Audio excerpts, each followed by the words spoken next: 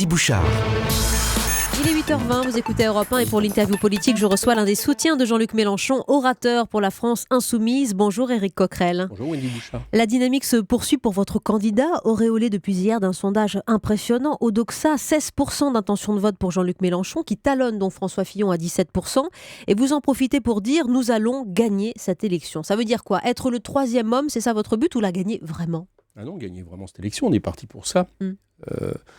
Là, on voit bien qu'il y a une pente ascendante. Vous savez, nous, les sondages, vous connaissez notre position. On pense que l'élection ne devrait pas se faire à partir de ce genre de choses qui sont souvent des prophéties autoréalisatrices.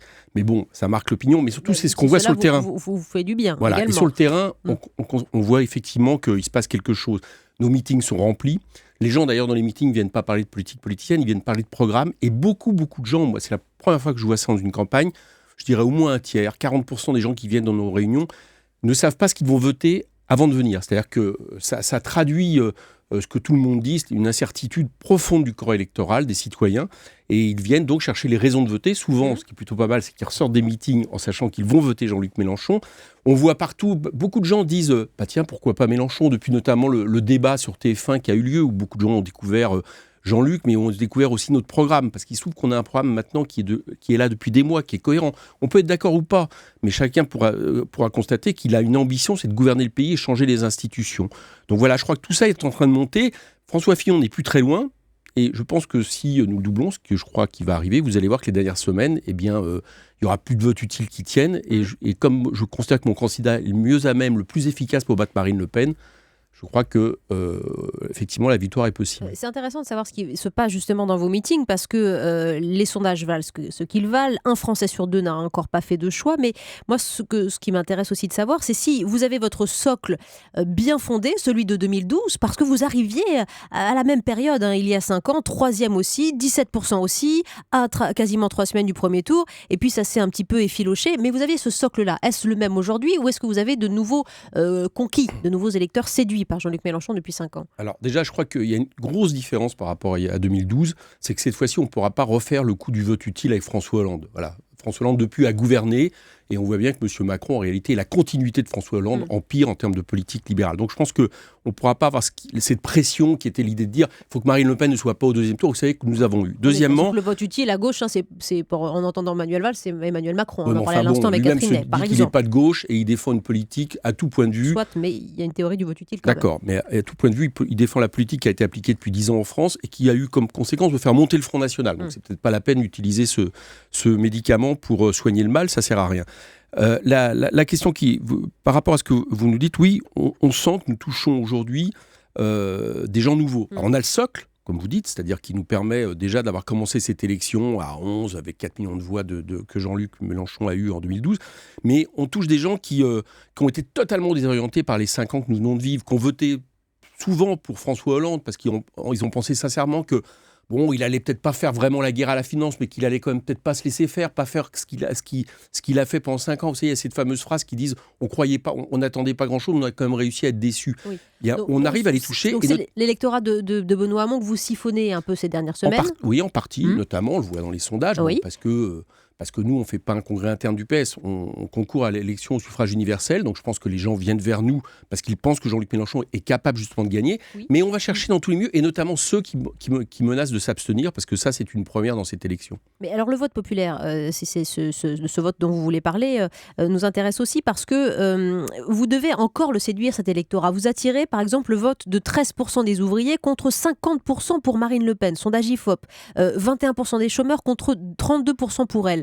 Comment faire aussi le pas nécessaire là, dans l'intervalle qui nous reste, 23 jours, pour être vraiment le candidat du monde du travail et le monde du vote populaire? Alors déjà le candidat du vote du travail, le principal candidat du travail, pour l'instant, c'est l'abstention. Voilà, faut le dire, faut le répéter, parce que sinon, on a une vision un peu déformée des choses. Et donc, c'est ces gens qui menacent de s'abstenir qu'il faut que nous allions chercher. Je ne dis pas je ne dis pas qu'il ne peut pas y avoir quelques électeurs de Mme Le Pen qui abandonnent sa vision racialiste du pays, sa vision raciste, xénophobe, parce qu'en se rendant compte qu'elle ne défend en rien le monde du travail. Mme Le Pen, de ce point de vue-là, c'est comme les partis d'extrême droite des années 30, c'est une entourloupe vis-à-vis du monde du travail, puisqu'elle est en réalité, pour défendre le système, vous savez qu'elle propose les 39 heures, de revenir aux 39 heures négociées par branche, donc c'est la même chose que M. Macron ou M. Fillon. Elle propose des augmentations de salaire, mais payées sur les cotisations sociales, comme M. Macron et Fillon, donc c'est une entourloupe au niveau social, et j'espère que les gens qui n'ont pas cet intérêt-là s'en rendront compte. Mais on sait toujours qu'il y a une part de l'électorat ouvrier, de l'électorat des salariés, qui a voté à droite. Là, ils se sont radicalisés, ils votent Le Pen. Moi, je pense plutôt que nous devons surtout essayer de convaincre tous ceux qui aujourd'hui se posent des questions de savoir s'ils vont aller voter dans les quartiers populaires. Pour ceux qui sont tentés par le vote extrême, c'est trop tard. Là, il faut toucher les abstentionnistes. Ils font bien ce qu'ils veulent. Et puis, je sais qu'il y a des Français qui, je l'entends, donc je sais que ça existe, qui effectivement se disent finalement ce que dit Jean-Luc Mélenchon est plus près de ce que nous ressentons, de ce que nous avons besoin, plutôt que Marine Le Pen qui propose la division entre les Français, qui propose de déclarer la guerre à 11 millions de concitoyens, c'est-à-dire les étrangers et les enfants d'étrangers, puisqu'elle veut revenir, elle veut venir au droit du sang.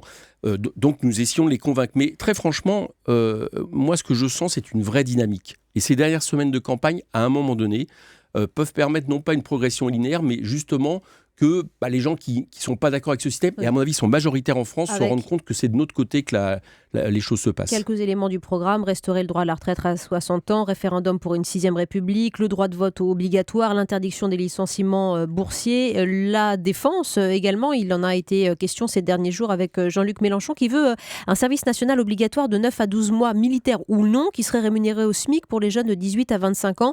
Elle est finançable facilement, cette mesure presque de santé publique, j'allais dire, Éric Coquerel? Oui, bien sûr qu'elle est finançable. C'est vrai, il y a beaucoup d'argent en France. La richesse nationale n'a jamais cessé de croître, mais ce qui est le problème, c'est les 21% par exemple d'augmentation des profits du CAC 40 l'année dernière en 2016, record d'Europe en France, qui est de l'argent qui ne sert à rien, qui ne sert pas à la collectivité et qui est capté par une très petite minorité de Français. Donc ça, il faut le remettre dans le circuit économique pour permettre justement, effectivement, de payer notamment ce service civique, service citoyen, mais aussi de mettre de l'argent dans les retraites, de mettre de l'argent dans les salaires, de mettre de l'argent dans l'enseignement, dans l'éducation, etc.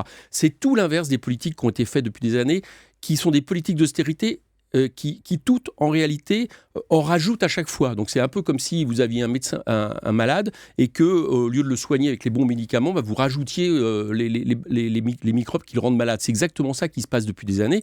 Nous, on est pour inverser totalement la logique, mettre de l'argent dans l'activité économique et aller chercher l'argent qui ne sert à rien et le remettre dans le monde du travail. Et bénéficier encore de cette dynamique à 23 jours de l'élection. Éric Coquerel, coordinateur du Parti de gauche, vous qui soutenez Jean-Luc Mélenchon, candidat qui talonne aujourd'hui, on le disait en préambule, François Fillon à 16% d'intention de vote pour le premier tour.